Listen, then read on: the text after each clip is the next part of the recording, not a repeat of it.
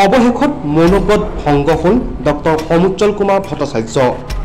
হাজং চাকমাক লৈ অৱশেষত মুখ খুলিলে ডক্টৰ সমুজ্জ্বল কুমাৰ ভট্টাচাৰ্যই। ৰাজ্যত এতিয়া নিৰ্বাচনী গৰম বতাহ, নিৰ্বাচনী ধৰণীত এতিয়া কঁপি আছে ৰাজ্যৰ আকাশ বতাহ।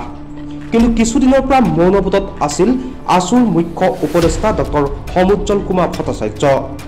5টাকৈ গুৰুত্বপূৰ্ণ সমষ্টিত অনুষ্ঠিত হৈ গ'ল নিৰ্বাচন। কিন্তু মাত মাতিবলৈ আহৰি নাপালে ডক্টৰ সমুজ্জ্বল কুমাৰ ভট্টাচাৰ্যই।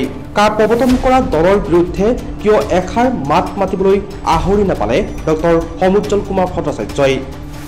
5টাকৈ গুৰুত্বপূৰ্ণ সমষ্টিত অনুষ্ঠিত হৈ যোৱা নিৰ্বাচনৰ পাছত ধূমকেতুৰ দৰে আৰ বিভাগৰ উদ্দেশ্য কি ডক্টৰ সমুজ্জ্বল কুমাৰ ভট্টাচাৰ্যৰ। কা প্ৰৱৰ্তন কৰা দলৰ বিৰুদ্ধে নিৰ্বাচনৰ সময়ত এষাৰি মাত মাতিবলৈ সাহস নোহোৱা ডক্টৰ সমুজ্জ্বল কুমাৰ ভট্টাচাৰ্য এতিয়া ক'ৰ পৰা আহিল ইমান সাহস। কা সমৰ্থক বিজেপি আৰু ইয়াৰ সহযোগী দলবোৰক পৰাস্ত কৰাৰ স্বাৰ্থত কা বিৰোধিতা কৰা শক্তিশালী বিৰোধী দলক ভোট দিবলৈ আছুৱে আহ্বান নজনোৱা উদ্দেশ্য কি। এই ক্ষেত্ৰত আছুৱে ক'ব পাৰে আছু অৰাজনৈতিক দল, কিন্তু মনে মনে থাকি আওপকীয়াকৈ কা সমৰ্থনকাৰী দলক জয়লাভ কৰাত সহায় কৰাটো ৰাজনীতি নহয় নেকি। অনাগত দিনত আছুৱে ইয়াৰ উত্তৰ দিব লাগিব অসমবাসীক। News desk report, Janajagaran live.